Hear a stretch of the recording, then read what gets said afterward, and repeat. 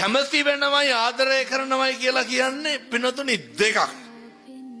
ඔය දැන් ඔය ප්‍රශ්න තියෙන්නේ කැමති වෙච්ච කට්ටිය. ඔය ගැටලු තියෙන්නේ කැමති වෙච්ච කට්ටිය. නේ අර netāndaya රූපොඳේ කන්නගුල් වැටිලායනේ. නාස්පුඩු හොස්කා ගඳ සුවඳ මැකිලාය. දිවරළුවේ දත් දෙපළ සියල්ලම වැටිලාය.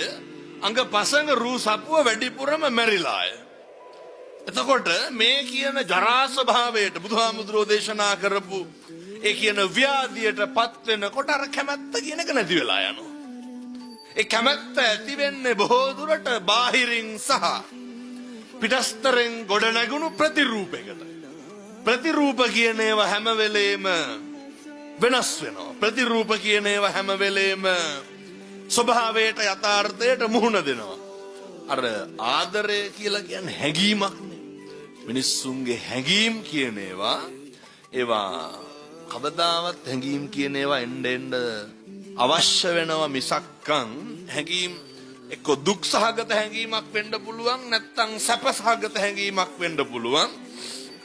ඔය සිතුවිලි හැඟීම් ඒවා නිරන්තරයෙන්ම එකම විදිහට පවතිනවා. ඒක හැබැයි ඒ හැඟීමේ විදිහට තියනවා නම් විතරයි.